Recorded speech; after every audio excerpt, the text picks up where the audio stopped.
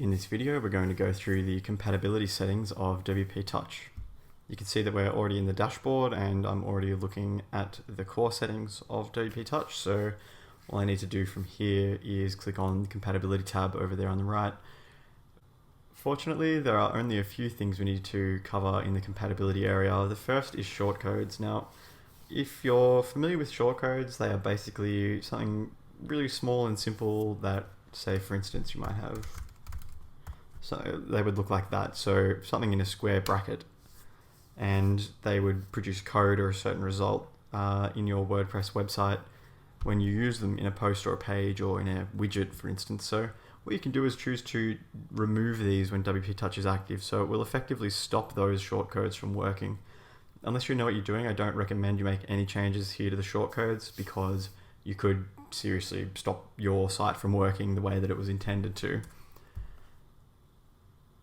The next setting is ignored URLs. So basically, if you don't want WP Touch to load on certain pages, you can set that up here. So you might choose to say we've got example.dev/contact, but again, it's up to you. I mean, ideally speaking, if you've installed this plugin, then you've done so such that it will load on every single page on your website. But if you're having issues with a certain page, you can certainly take advantage of this ignored URL setting.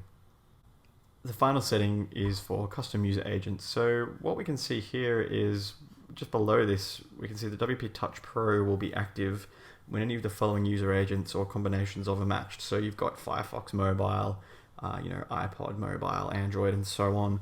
But if you wanted to force WP Touch to load for people using, say, Firefox or Chrome on a laptop or a computer or something like that, you can actually do that there by putting in the appropriate user agent. And when you're done making any changes, you can just simply click Save Changes. And that's all we have to cover on the WP Touch compatibility settings. If you have any questions about this or anything else with WP Touch, please feel free to ask in the comments below.